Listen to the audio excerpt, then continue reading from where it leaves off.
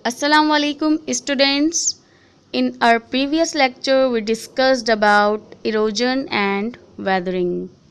Now today our topic is about mass wasting, or we also can say mass movement.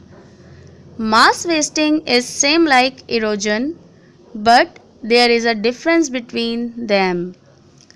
Students, when rocks break down through different weathering processes and moving down to slope with gravity is called mass wasting.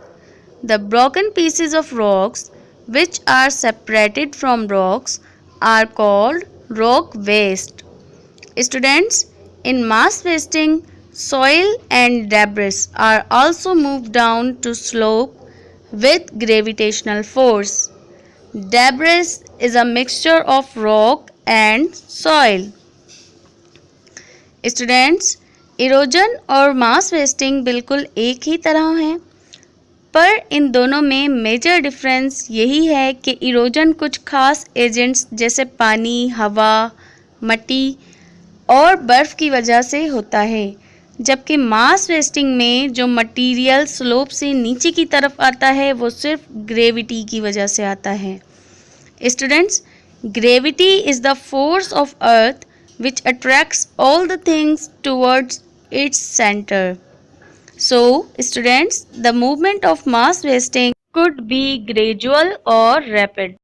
If this movement is rapid, is called landslide, and when it is slow, is called soil creep. Students, there are 4 types of mass wasting: slump, flow, slide, and fall. The first type is slump. Students, ऐसी land surface जो curve shape में हो. Slump अक्सर ऐसे ही surfaces पर होता है, and it happens when the upper part of the surface move downward while the lower part spreads outward. The second type is flow.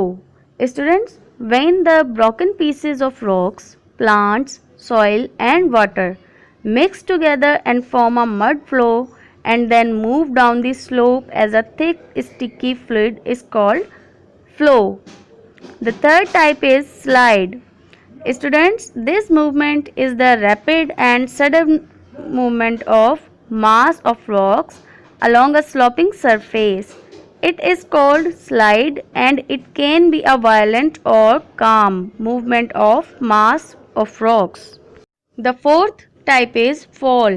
Students, fall is the fastest form of mass wasting.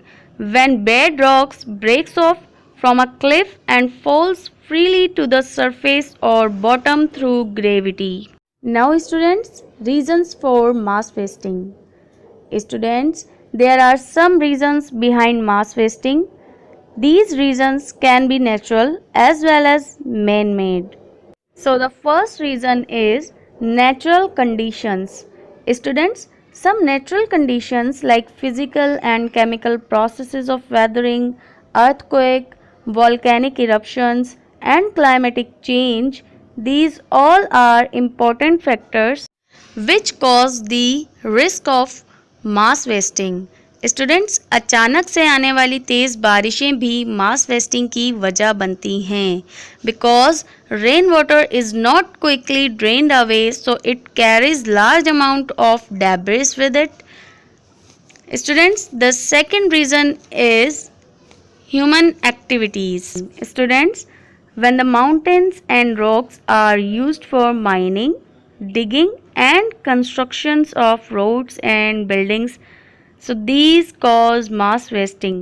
Even cutting of forests and mangroves also cause a lot of destruction and cause mass wasting. So students, we have discussed 3 processes in this unit. The first one is weathering.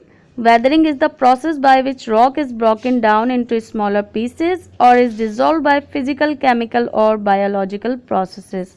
Erosion is the movement of these broken down rocks or pieces from one place to another by the action of wind, running water and gravity.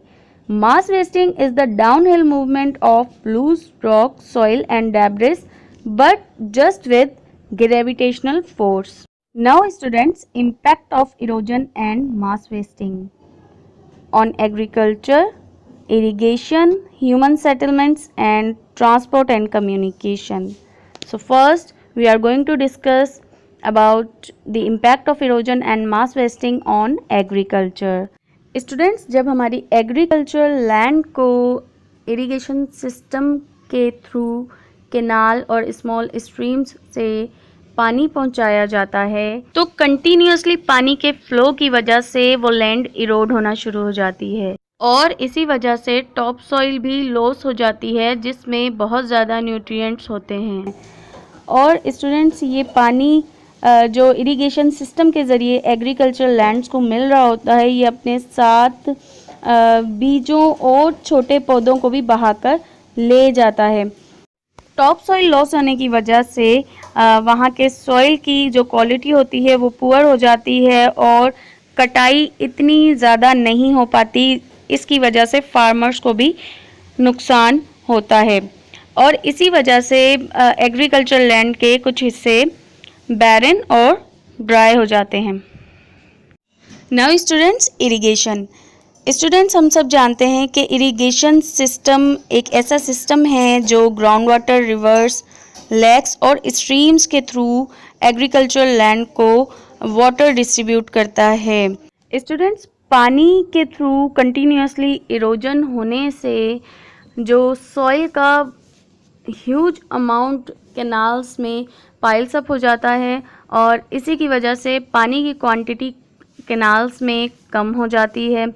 जब continuously soil का transfer हो रहा होता है पानी के साथ तो वो डैम्स को भी मड से फिल कर देता है और इसी की वजह से जो हम वाटर सप्लाई जो इरिगेशन के थ्रू एग्रीकल्चरल लैंड्स को मिल रही होती है उनका रास्ता कैनाल में मड ज़्यादा होने की वजह से और पानी कम होने की वजह से ब्लॉक हो जाता है, जिसकी वजह से जो कल्टीवेशन के लिए लैंड होती है एग्रीकल्चरल लैंड वो बंजर और सूखी हो जाती है। इरोजन और मास वेस्टिंग की वजह से ड्रेनेज सिस्टम भी ब्लॉक हो जाते हैं जो सैलाब का सबब बनते हैं। Now students, human settlements. Students, human settlement पर इरोजन और मास वेस्टिंग किस तरह से इम्पैक्ट करते हैं कि जो फ्लो होता है सॉइल का और मड का, जिसे हम डेब्रिस भी कहते हैं या लैंड स्लाइडिंग जो होती है वो हिली एरियाज़ में बहुत ज़्यादा होती है, जिसकी वजह से जानी नुकसान का भी खतरा होता है और माली नुकसान का भी खतरा होता है। जो लैंडस्लाइड्स पर घर बनाए जाते हैं वो एक तरह से बहुत ख़तरनाक हैं क्योंकि उनके स्ट्रक्चर्स जो होते हैं बिल्डिंग के वो वीक होते हैं और रहने के काबिल नहीं होते। There are several serious incidents of landslides and rock slides every year in Pakistan. Now students, transport and communication. Transport और कम्युनिकेशन पर मास वेस्टिंग और इरोजन किस तरह से इम्पैक्ट करते हैं। स्टूडेंट्स, जहाँ हिली एरियाज़ होते हैं वहाँ लैंड स्लाइडिंग एक कॉमन सी बात है क्योंकि वहाँ अक्सर लैंड स्लाइडिंग या सॉइल फ्लो होता रहता है, जिसकी वजह से रोड्स ब्लॉक हो जाते हैं और वहाँ रहने वाले लोग पूरी दुनिया से डिस्कनेक्ट हो जाते हैं और राब्ता नहीं कर पाते। इसके अलावा वहाँ जो रोड्स होते हैं, रेलवे लाइंस होती हैं, वाटरवेज या दूसरे रास्ते जो होते हैं ट्रांसपोर्ट के, वो बहुत सीरियसली अफेक्ट होते हैं इरोजन और मास वेस्टिंग की वजह से। Now students, ways to minimise the damage. हम क्या रास्ते इख्तियार करके इरोजन और मास वेस्टिंग से अपने आप को प्रोटेक्ट कर सकते हैं। तो स्टूडेंट्स, अगर माउंटेन स्लोप्स पर कंस्ट्रक्शन होती है उनमें प्रॉपर इंजीनियरिंग मेथड्स यूज़ हों तो इरोजन और मास वेस्टिंग में कमी आ सकती है, लैंडस्लाइड्स रिड्यूस्ड हो सकती हैं। इसके अलावा जो माउंटेन साइट्स होती हैं वहाँ रिटेनिंग वॉल्स होनी चाहिए ताकि वो रॉक फॉल्स और स्लाइड्स को कंट्रोल कर सकें। इसके अलावा स्टूडेंट्स, फॉरेस्ट कटिंग जो स्पेशली माउंटेन स्लोप्स पर होती है उसे अवॉइड करना चाहिए क्योंकि ट्री रूट्स सॉइल को होल्ड किए रखती हैं और रेन वाटर को एब्जॉर्ब करती हैं, जो किसको रोकता है? लैंडस्लाइड्स को रोकता है, डेब्रिस को रोकता है। अगर हम जंगलात को काटना शुरू कर दें तो हम अपने आप को लैंडस्लाइड से महफूज नहीं रख सकते। Students, I hope you understand all the things. Now read page number 21 to 24, listen the video and complete your SST worksheets at your home. Thank you for watching the video.